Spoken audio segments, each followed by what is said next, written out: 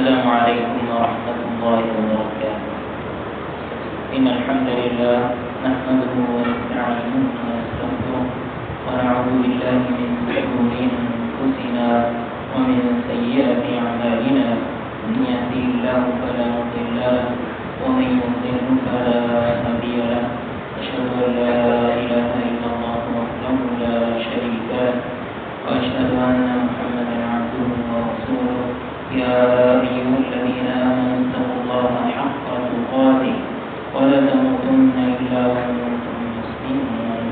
يا أيها الناس اتقوا ربكم الذي خلقكم من نفس واحدة وخلق منها زوجها وبث منهما رجالا كثيرا ونساء واتقوا الله الذي تساءلون به والأرحام إن الله كان عليكم رقيبا. يا أيها الذين آمنوا اتقوا الله وقولوا قولا سديدا يصلح لكم أعمالكم ويغفر لكم ذنوبكم ومن يطع الله ورسوله فقد فاز فوزا عظيما. أما بعد فإن خير الحديث كتاب الله وخير الهدي هدي محمد صلى الله عليه وسلم وشر الأمور محدثاتها وكل محدثة بدعة وكل بدعة ضلالة وكل ضلالة في النار. اللهم صل على محمد وعلى آل محمد كما صليت على إبراهيم وعلى آل إبراهيم إنك حميد مجيد. اللهم بارك على محمد وعلى آل محمد كما باركت على إبراهيم وعلى آل إبراهيم إنك حميد مجيد. رب اشرح لي صدري ويسر لي أمري واحلل عقدة من لساني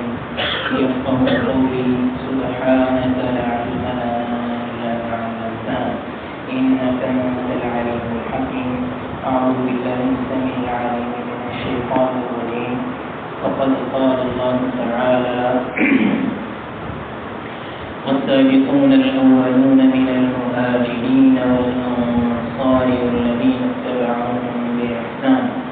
رضي الله عنهم ورضوا عنه وأعد لهم جنات تجري تحتها الأنهار خالدين فيها أبدا ذلك الفوز العظيم. محرم کا مہینہ شروع ہو چکا ہوا ہے اور نیا اسلامی سال کی بھی ابتدا ہو چکی ہوئی ہے. ہمارے یہاں عام طور پہ محرم کے اندر کچھ خاص موضوعات میرے پاس لائے جاتے ہیں. تو پچھلے سالوں کے اندر ان میں سے کچھ موضوعات میں نے بیان کیے ہیں. بعض دفعہ نہیں بھی بیان کیے جاتے، لیکن اس سال میرا ارادہ ہے کہ نبی کریم صلی اللہ علیہ وسلم کی صحابہ سے متعلق، اہل بیت سے متعلق کچھ ایسے موضوعات کو زیر بحث لایا جائے جو پہلے میں نے کوئی زیادہ تفصیل کے ساتھ ان کو بیان نہیں کیا. تو اس دفعہ یہ محرم کا جو مہینہ ہے، اللہ کی اگر توفیق رہی اور اللہ کی مرضی شامل حال رہی تو کوشش یہ ہے کہ محرم کے پورے مہینے کے جتنے بھی 4 یا 5 دن بنیں گے ان کے اندر اس موضوع کو اس طرح بیان کیا جائے کہ صحابہ کے ہمارے اوپر کیا حقوق ہیں، اہل بیت کے ہمارے اوپر کیا حقوق ہیں، اور خود صحابہ اور اہل بیت ان کا آپس میں تعلق ہے. ہمارے یہاں عام طور پہ یہ ایک بڑا شبہ ہے اور بہت بڑا مسئلہ بیان کیا جاتا ہے، اور ان کی بنیاد پہ پھر ہمارے اندر فرقہ بندیاں بھی موجود ہیں اور ہم اپنا کیمپ بنا کے بیٹھ جاتے ہیں. وہ شبہ یہ ہے کہ جو صحابہ تھے اور اہل بیت تھے ان کا آپس میں بڑے مسائل موجود تھے، ان کے آپس میں بڑے اختلافات تھے، اور اسی کی بنیاد پہ مسلمانوں کے اندر جو 2 بڑی تقسیمیں ہیں، ایک اپنے آپ کو سنی کہتے ہیں، دوسرے اپنے آپ کو شیعہ کہتے ہیں. تو یہ جو شیعہ حضرات ہیں اصل میں یہ سب سے پہلے سمجھیں کہ جو فرقے جن کی ابتدا ہوئی ہے ان بڑے فرقوں میں سے آپ پہلے یہ سب سے پہلا یہ دوسرا فرقہ ہے. یعنی اگر سب سے پہلا خوارج کو کہیں تو یہ پھر دوسرا ہے، اور اگر خارجی دوسرے نمبر پہ ہو تو یہ سب سے پہلا فرقہ ہے. اور اس کی بنیاد یہ تھی، انہوں نے مسئلہ یہاں سے اٹھایا ہے. انہوں نے یہ کہا کہ دیکھیں اللہ کے رسول صلی اللہ علیہ وسلم کے جو اہل بیت ہیں مسلمانوں نے ان کا حق نہیں دیا، ان کو ان کا حق نہیں دیا اور صحابہ کرام جو ہیں انہوں نے اہل بیت کے ساتھ جو ہے وہ معاملات کو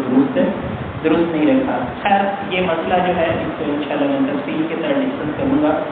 اور یہ بات انشاءاللہ میں آپ کے سامنے رکھوں گا کہ یہ جو صورتحال ہمارے سامنے بیان کی جاتی ہے یہ اس طرح کر کے خیر القرون کے اندر سرے سے موجود نہیں تھی اور صحابہ کرام اور اہل بیت کا آپس میں اس قسم کا کوئی جھگڑا نہیں تھا یا ان کی آپس میں کوئی عداوت نہیں تھی. اور اس کی وجہ پتہ کیا ہے؟ اس کی وجہ یہ ہے کہ اس نے قرآن کریم کی آیات کو گویا کہ جھٹلانے والی بات. یعنی اگر ہم یہ کہیں نا کہ صحابہ کرام آپس میں ان کی عداوت تھی اور نفرت تھی اور ان کے آپس میں مسائل تھے تو اس کا کیا مطلب؟ اس کا مطلب یہ ہے کہ قرآن کریم نے جو ان کی تعریف کی ہے وہ تعریف صحیح نہیں ہے. قرآن کریم نے صحابہ کرام کی کیا تعریف کی؟ یہ جو سورہ فتح کے اندر اللہ تعالیٰ کیا فرماتے ہیں؟ محمد رسول اللہ والذین معه اشداء علی الکفار رحماء بینہم، کہ اللہ کے رسول صلی اللہ علیہ وسلم کے جو ساتھی ہیں اور آپ کے جو صحابی ہیں، اور جب صحابی کہا جاتا ہے تو اس کے اندر صحابہ بھی موجود ہیں اور اہل بیت بھی موجود ہے. یہ بھی بہت بڑا مسئلہ ہے. ہاں یہ بات ضرور ہے کہ جس طرح ہم صحابہ کہتے ہیں پھر ہم کہتے ہیں اس کے اندر عشرہ مبشرہ ہے، ہم صحابہ کہتے ہیں پھر اس کے اندر ہم کہتے ہیں کہ بدری صحابی ہیں، ہم صحابہ کہتے ہیں اور اس کے اندر ہم کہتے ہیں کہ خلفائے راشدین ہیں وغیرہ ہیں. تو اسی طرح صحابہ کے اندر اہل بیت کا ایک الگ سے خصوصیت کے ساتھ بھی ذکر موجود ہے. لیکن جب صرف صحابہ کا نام لیا جائے تو اس کا مطلب یہ نہیں ہے کہ اس کے اندر اہل بیت نہیں ہے. جب ہم صحابہ کی بات کرتے ہیں یہ قرآن کریم کے اندر جب اللہ تعالیٰ نے کہا ہے رضی اللہ عنہم ورضوا عنہ کہ اللہ تعالیٰ ان سے راضی ہو گیا اور وہ اللہ سے راضی ہو گیا، تو اس کا مطلب یہ نہیں ہے کہ اس سے مراد صرف بکر صدیق، عمر فاروق اور عثمان غنی اور دیگر صحابہ کرام ہیں اور اس کے اندر علی اور فاطمہ اور حسن اور حسین اور اس طرح نبی کریم صلی اللہ علیہ وسلم کی جو یعنی مومنوں کی جو مائیں ہیں اور اللہ کے رسول کی جو ازواج مطہرات ہیں وہ خدا نخواستہ اس کے اندر موجود نہیں ہے. تو صحابہ کی شان اللہ تعالیٰ نے یہ بیان کی ہے کہ اللہ تعالیٰ کہتے ہیں کہ میں نے ان کو بنایا اس طرح ہے کہ ان کے دلوں کے اندر جو نفرت ہے وہ کافروں کے لیے، یعنی جو نفرت کا خانہ ہے وہ کس کے لیے؟ وہ کافروں کے لیے. اور آپس میں وہ کیا ہیں؟ آپس میں رحماء بینہم، آپس میں وہ بڑے نرم دل ہیں، محبت رکھنے والے ہیں. وہ ہلکا یارہ تو ریشم کی طرح نرم، رز میں حق و باطل ہو تو فولاد ہے مومن. یہ جو مومن کو فولاد کا ہے نا علامہ اقبال ہے، تو اصل میں اس سے مراد ہم جو مومن ہیں وہ بہت بعد میں آتے ہیں. اس سے یعنی قرآن کریم کے اندر جہاں بھی مومن کہا گیا، جہاں بھی مسلمان کہا گیا، تو اس کا سب سے پہلا مصداق کون؟ امت کی جتنی بھی خوبیاں بیان ہوئی ہیں، امت کی جتنی بھی خوبیاں بیان ہوئی ہیں ان خوبیوں کا سب سے پہلا مصداق کون؟ اس کا سب سے پہلا مصداق یعنی اگر آپ سمجھتے ہیں نا کہ میں اللہ کے رسول کا کلمہ پڑھنے والا ہوں یا میں اللہ کا نام لینے والا ہوں یا میں قرآن پہ ایمان رکھنے والا ہوں اور میری یہ شان ہے، یا میں امت محمدیہ میں سے ہوں تو میری یہ شان ہے، تو آپ یاد رکھیے کہ وہ شان سب سے پہلے صحابہ کرام، وہ درجہ اور قدر و منزلت سب سے پہلے کن کی ہے؟ وہ صحابہ کرام کی. تو صحابہ کرام کے بارے میں اور میں دوبارہ پھر یہ بات دہراتا ہوں کہ جب میں صحابہ کرام کہہ رہا ہوں تو اس کا مطلب ہے کہ اہل بیت الامہات المؤمنین اس کے اندر موجود ہیں کہ ان کے بارے میں اللہ تعالیٰ نے قرآن کریم کے اندر فرمایا کہ ان آپس میں وہ نرم تھے،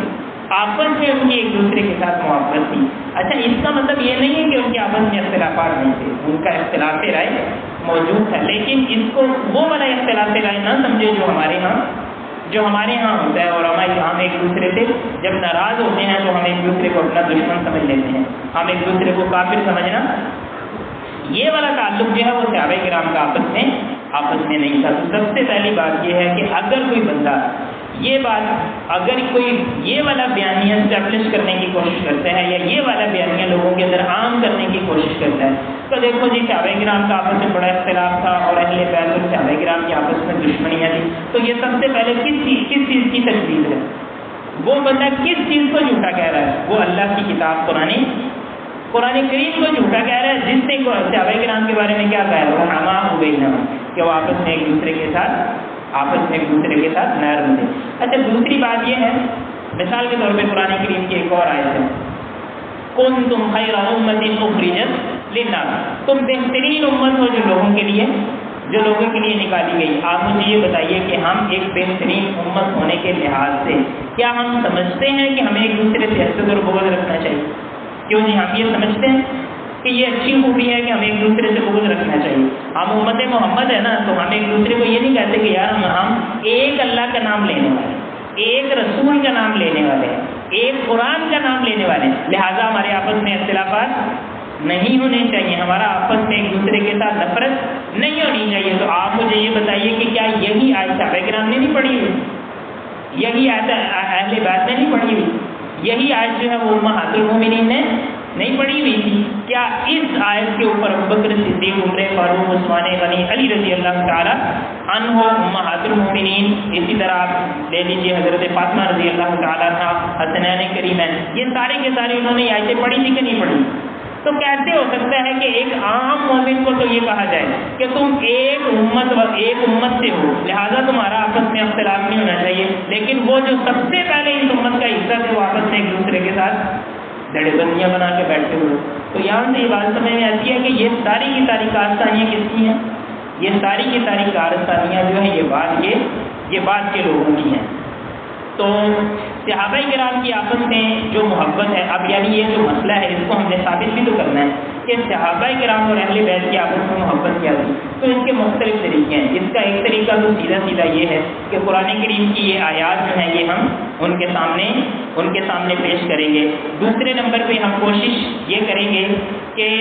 انہوں نے ایک دوسرے کی جو تعریف کی ہے وہ کس بنیاد پہ کی ہے. یعنی آپ یہ دیکھیے نا کہ ہماری ایک دوسرے کے ساتھ اگر نفرت ہے تو ظاہر ہم ایک دوسرے کی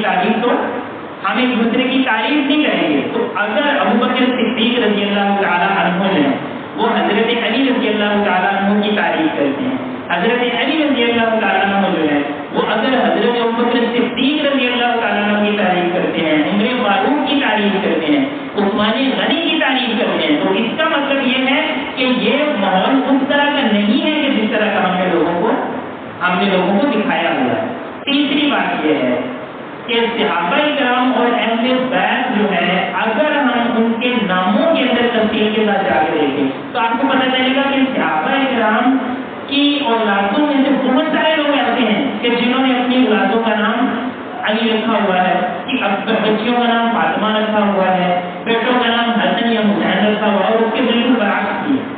اور یہ زیادہ ہے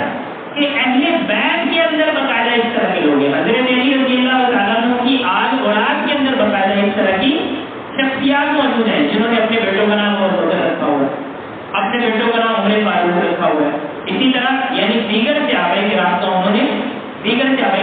نے نام رکھا ہے. تو آپ مجھے یہ بتائیے کہ آپ اپنے بیٹے کا نام اپنے دشمن کے نام سے رکھتے ہیں؟ کوئی بندہ مجھے یہ بتائے کہ لو جی میں نے اپنے بیٹے کا نام فلاں رکھا ہوا ہے، تو ایسے رکھا ہوا کہ وہ میرے سب سے بڑے دشمن تھا. وہ میرے مطلب یہ ہے کہ ہم اس وجہ سے نام رکھتے ہیں کہ وہ شخصیت ہمارے نزدیک ایک رول ماڈل ہوتی ہے،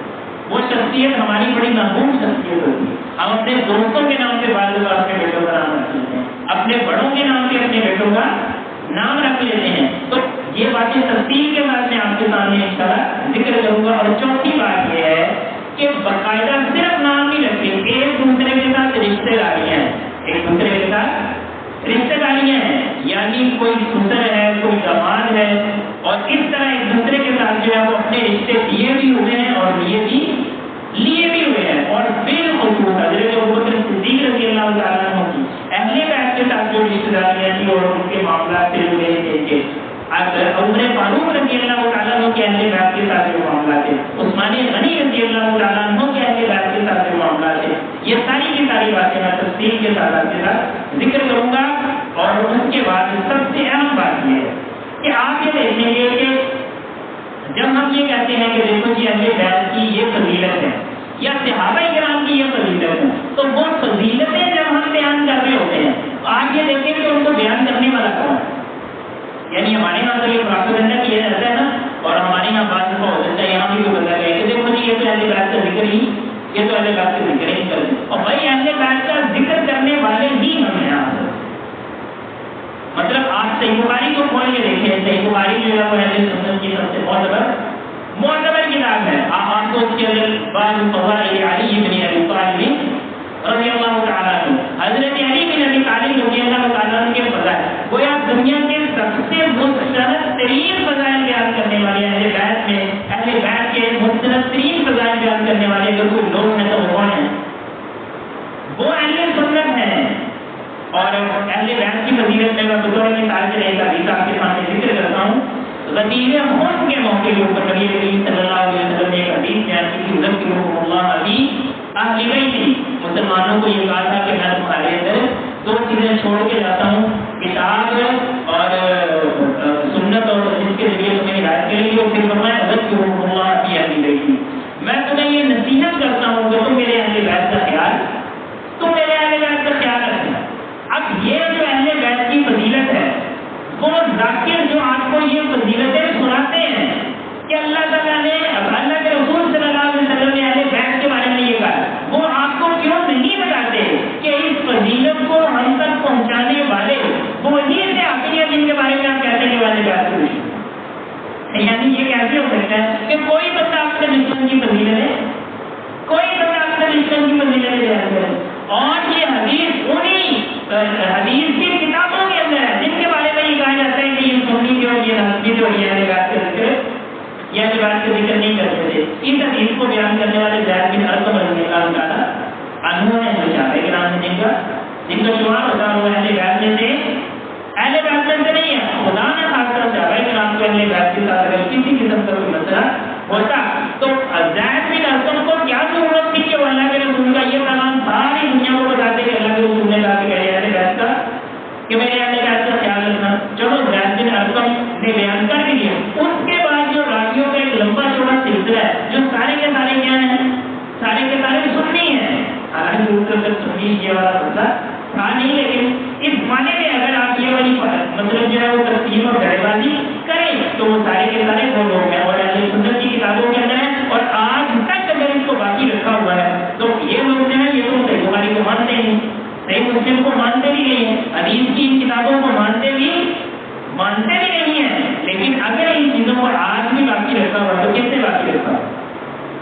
یہ ان لوگوں نے باقی رکھا ہوا ہے جو صحابہ اور اہل بیت میں کوئی فرق نہیں ہے، جو صحابہ کو بھی قابل قدر سمجھتے ہیں اور اہل بیت کو ملا کے تعظیم سمجھتے ہیں۔ لیکن ہاں یہ بات ضرور ہے، میں اس بات کو ذرا سے مکمل کر دوں کہ صحابہ کرام اور اہل بیت کا جو آپس میں ہمیں تعلق بیان کرنا ہے وہ 5 طرح سے انشاءاللہ میں آپ کے سامنے ذکر کر دوں گا۔ سب سے پہلے یہ ہے کہ قرآن و سنت کی جو نصوص ہیں وہ آپ کے سامنے ذکر کر دی جائیں گی، اسی طرح پھر ان کے آپس میں جو نے ایک دوسرے کی تعریف کی ہے وہ ذکر کر دی جائے گی، پھر ان کے آپس میں ایک دوسرے کے جو نام رکھے ہوئے ہیں وہ ذکر کر دیے جائیں گے، پھر آپس میں ایک دوسرے کے ساتھ جو رشتے داریاں ہیں وہ ذکر کر دی جائیں گی، اور 5ویں جو بات ہے وہ اصل میں وہ دوسرے والا ہی نقطہ ہے کہ جو آپس میں انہوں نے ایک دوسرے کے فضائل بیان کیے ہیں ان کو بعد میں بھی آگے پہنچانے والے اور نقل کرنے والے وہی لوگ ہیں جو صحابہ اور اہل بیت میں کوئی فرق نہیں سمجھتے تھے۔ لیکن یہ بات ضرور ہے کہ ہمارے نزدیک اور قرآن و سنت کے نزدیک جو ہے وہ اہل بیت ہم کہتے ہیں جس کو ہیں، ہمارے نزدیک نبی کریم صلی اللہ علیہ وسلم کے اہل بیت کا یہ مسئلہ پہلے بھی اور عموماً بھی بیان ہوتا رہتا ہے، اس کو میں نے زیادہ لمبا نہیں بیان کیا کہ نبی کریم صلی اللہ علیہ وسلم کی جو ازواج مطہرات ہیں اصل میں اہل بیت جو ہے وہ بنو ہاشم کو کہا جاتا ہے۔ بنو ہاشم سے کیا مراد؟ بنو ہاشم سے مراد یہ ہے کہ بنو ہاشم کی اولاد کے اندر جو لوگ، یعنی صرف آل محمد کو اہل بیت نہیں کہا جاتا، آل محمد کو مراد ہے اللہ کے رسول صلی اللہ علیہ وسلم کی جو بیٹیاں ہیں صرف ان کی جو آگے اولاد ہے تو اللہ کے رسول صلی اللہ علیہ وسلم کی اولاد کے آگے کوئی سلسلہ نسل چلا نہیں ہے، لیکن جو اللہ کے رسول صلی اللہ علیہ وسلم کی جو بیٹیاں ہیں صرف ان کی اولاد کو اللہ کے رسول کی آل نہیں کہا جاتا، بلکہ اہل بیت یا آل بیت جو ہے، یا آپ سمجھ لیجیے کہ جو آل محمد ہے وہ بنو ہاشم سارے کا سارا، ان میں سے جتنے بھی لوگ اسلام انہوں نے قبول کیے وہ سارے کے سارے اہل بیت کے اندر شمار ہوتے ہیں۔ تو تھوڑے مثال میں آپ کے سامنے ذکر کر سکتا ہوں، بنو ہاشم کے اندر کون آتے ہیں؟ بنو ہاشم کے اندر حضرت علی رضی اللہ تعالیٰ آتے ہیں، اسی طرح ان کے اندر وہ آپ کے بھائی جو عقیل ہے، عقیل ابن ابی طالب آتے ہیں، جعفر ابن ابی طالب آتے ہیں، یہ سارے کے سارے کیا ہیں؟ یہ اللہ کے رسول صلی اللہ علیہ وسلم کے چچا کے بیٹے ہیں، یعنی اللہ کے رسول کی یہ آل اولاد براہ راست نہیں ہے، لیکن یہ اہل بیت کے اندر۔ اسی طرح حضرت عباس رضی اللہ تعالیٰ عنہ، تو مطلب آپ یہ کہہ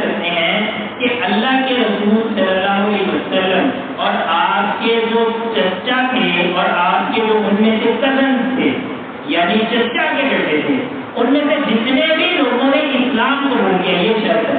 جتنے بھی لوگوں نے اسلام قبول کیا وہ سارے کے سارے کس میں آتے ہیں؟ وہ اہل بیت کے اندر آتے ہیں۔ اور جب ہم یہ کہتے ہیں کہ اللہ کے رسول صلی اللہ علیہ وسلم کی جو بیٹیاں ہیں وہ بھی اہل بیت میں سے ہیں، تو اس کا مطلب یہ ہے کہ اللہ کے رسول صلی اللہ علیہ وسلم کی بیٹیاں بھی اور آپ کی بیویاں بھی، یعنی بیٹیاں جن کے رحم سے پیدا ہوئی ہیں وہ بھی کس میں آتے ہیں؟ یعنی یہ کیسے ہو سکتا ہے کہ آپ یہ کہیں کہ اللہ کے رسول کی بیٹیاں جو ہے وہ تو اہل بیت ہیں، لیکن جن خواتین سے وہ بیٹیاں پیدا ہوئی ہیں وہ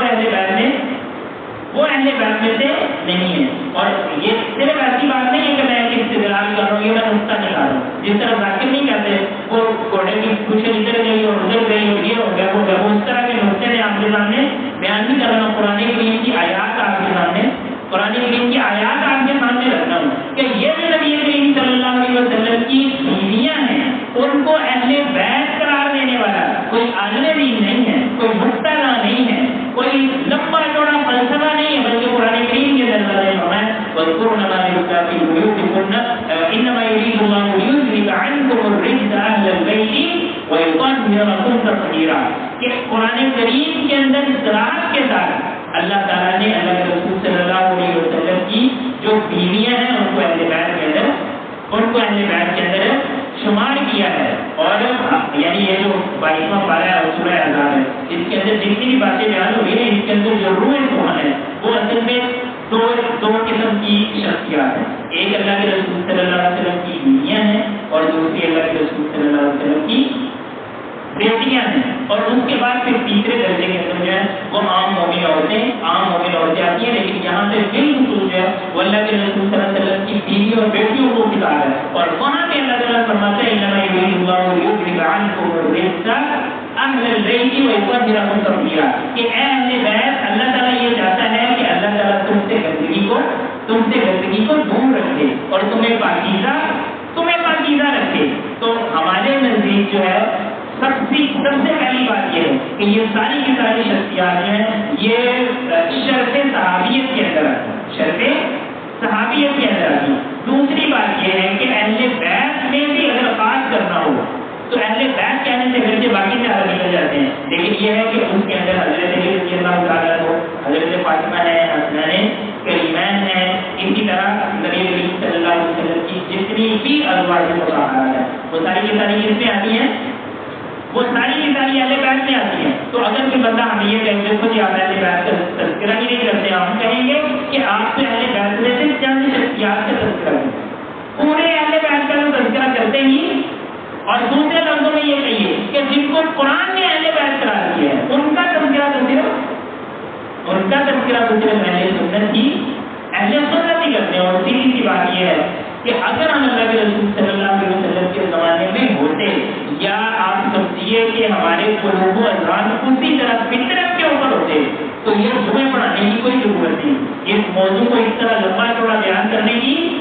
کوئی ضرورت نہیں تھی۔ یعنی کیسے ہو سکتا ہے کہ جن کو اللہ کے رسول صلی اللہ علیہ وسلم نے جن کے اوپر اعتماد کیا ہے، جن کے لیے اللہ کے رسول صلی اللہ علیہ وسلم نے اپنا گھر کے دروازے کھولے ہیں، جن کے لیے اللہ کے رسول صلی اللہ علیہ وسلم نے اپنا بستر دراز کیا ہے، جن کے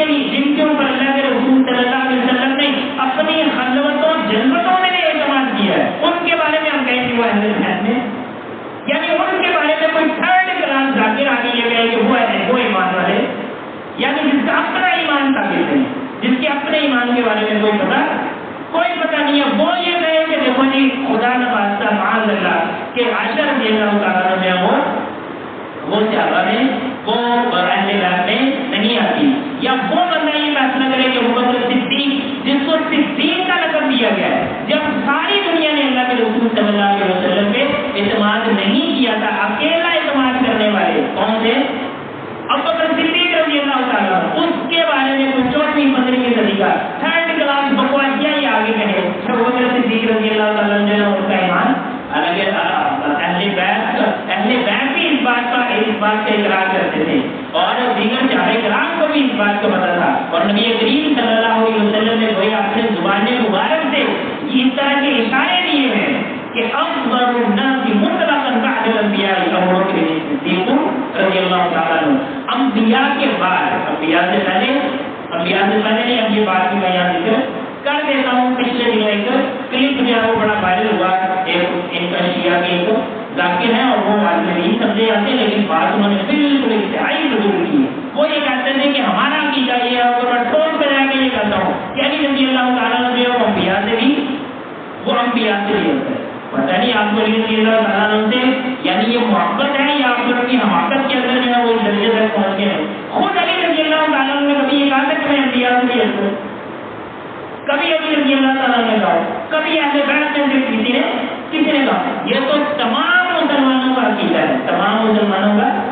یہ عقیدہ ہے کہ نبی جو ہے ان کی آپس میں حضرت فضیلت موجود ہے. یعنی دل کا رسول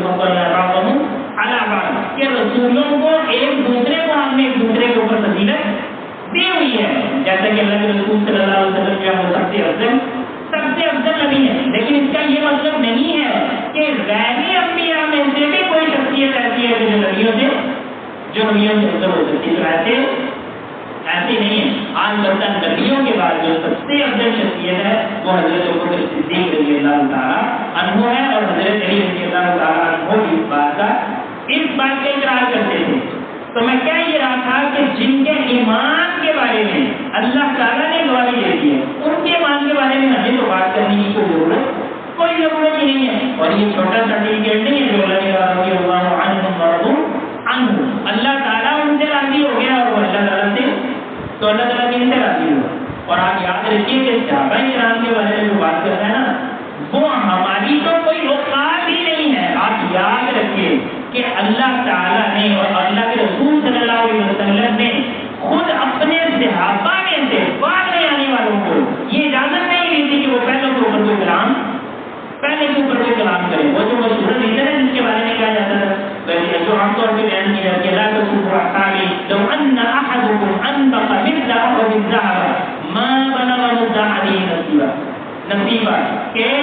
کوئی شخص جو ہے وہ میرے صحابہ کرام کو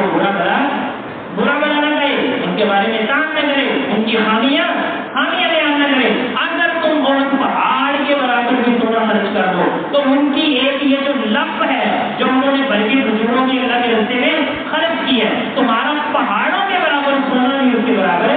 نہیں پہنچ سکتا ہے. یہ ہمیں بعد میں کہا گیا، یہ سب سے پہلے والا جس کو کہا گیا، یہ سب سے پہلے ان صحابہ کرام کو کہا گیا تھا جو بعد میں آنے والے ہیں. بلکہ اگر میں ذکر کرنا چاہوں تو میں ذکر کر سکتا ہوں کہ یہ ایک صحابی ہے خالد بن ولید رضی اللہ تعالیٰ. خالد بن ولید رضی اللہ تعالیٰ کچھ چھوٹے صحابی ہیں، کچھ تھوڑا مرتبہ ہے ان کا. خالد بن ولید ہے نا اسلامی تاریخ کے ایک سپہ سالار ہے، شاہ سوار ہے، صحابیت کا درجہ ان کے پاس ہے ہی ہے. ہم اپنے بچوں کو ان کی کہانیاں سناتے ہیں، لیکن خالد بن ولید جو ہے وہ تقریباً 7ویں ہجری جو ہے اس کے اندر انہوں نے اس کے بعد انہوں نے اسلام قبول کیا. دوسری طرف ایک اور صحابی ہے جن کا نام ہے عبدالرحمن بن، اور یہ ہجرت کرنے والے صحابہ کرام تھے جنہوں نے اللہ کے رسول صلی اللہ علیہ وسلم کے فوراً بعد کی جو مدینہ منورہ میں یہ ہجرت کی اور اس کے بعد یہ جنگیں بدر اور ساری کی ساری جنگوں کے اندر. تو خالد بن ولید اور عبدالرحمن بن عوف ہیں، ان کا آپس میں کسی بات پہ اختلاف رائے ہوا، تکرار ہوا. اس وقت اللہ کے رسول صلی اللہ علیہ وسلم نے خالد بن ولید رضی اللہ تعالیٰ عنہ کو یہ بات کہی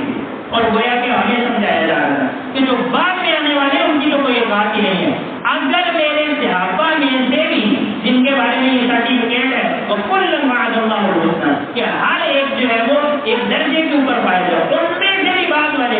پہلوں کو کچھ نہیں کہہ سکتے. آپ مجھے بتاؤ کہ ابوبکر صدیق بعد والے ہیں پہلے والے ہیں، عمر فاروق بعد والے ہیں پہلے والے ہیں، عثمان غنی بعد والے ہیں کہ پہلے والے ہیں، علی رضی اللہ تعالیٰ عنہ بعد والے ہیں کہ پہلے والے ہیں، جن کو اشراف مبشرہ کہا جاتا ہے وہ پہلے اسلام قبول کرنے والے ہیں یا بعد والے ہیں. تو اندازہ کیجئے، یعنی ان لوگوں کی بدبختی کا آپ اندازہ کیجئے جو ابوبکر صدیق رضی اللہ تعالیٰ عنہ میں تنقید ہے. یعنی عبدالرحمن بن عوف میں جب تنقید کرنے کی کسی کو جاتی ہے تو ابوبکر صدیق تو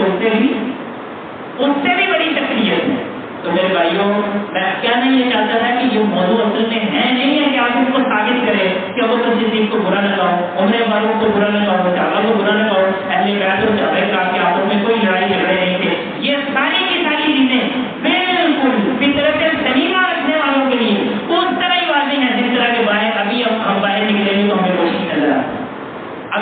نکلا ہوا تو ہم باہر نکلے تو ہمیں سورج نظر آتا ہے. یہ عقیدہ بالکل اسی طرح کا ہے. لیکن مصیبت یہ ہے کہ ہماری فطرت مطلب ہو چکی ہے. بیٹیاں نے ہماری فطرت مطلب کر دی ہے. کانوں کے چسکے نے ہماری فطرت مطلب کر دی ہوئی ہے. ایک فیشن بن گیا ہوا ہے کہ ہر وہ بندہ جس کو قرآن کی آیات پڑھنی نہیں آتی, جن کو اللہ کے رسول کے فرامین کی قراءت کرنی نہیں آتی, وہ فیشن کے طور پہ یہ کہتا ہے کہ نبی نے اہل بیت سے بڑا ظلم ہے. پرانے صحابی جو ہے نا, انہوں نے فلاں وقت میں انہوں نے یہ کام کیا تھا. اور ایک بدبختوں کو پتہ نہیں ہے ان کے بارے میں قرآن کے حکم کے اندر اللہ تعالیٰ فرماتے ہیں کہ جو میرے صحابہ کرام ہیں ان کا سب سے پہلے جو ہے وہ امتحان میں نے خود لیا ہے. سورہ حجرات کے اندر یہ باتیں انشاءاللہ آگے تفصیل کے ساتھ میں آپ کے سامنے ذکر کروں گا کہ اللہ تعالیٰ نے امتحان اللہ قلوبهم بالتقوی, اللہ تعالیٰ نے سب سے پہلے ان کے دلوں کا امتحان لیا ہے, ان کے سینوں کا امتحان لیا ہے. اللہ تعالیٰ نے ان کو پاس کیا ہے. اللہ تعالیٰ سے دعا ہے کہ اللہ تعالیٰ ہمیں باتوں کو سمجھنے کی توفیق عطا فرمائے. آمین وآخر دعوانا ان الحمد للہ رب العالمین. الحمد للہ وحدہ والصلاة والسلام علی من لا نبی بعد. اما بعد, میں پچھلی دفعہ بھی آپ کو بتایا تھا, اس دفعہ بھی میں معذرت چاہتا ہوں. مجھے نا بعض دفعہ خطبے کے دوران ضرورت محسوس ہوتی ہے کہ میں بیٹھ جاؤں, ذرا کمزوری کی وجہ سے بیٹھ جاتا ہوں. تو اور اس میں شریعت کی گنجائش بھی موجود ہے, اگرچہ اصل بات یہی ہے, سنت یہی ہے کہ نبی کریم صلی اللہ علیہ وسلم جو ہے خطبہ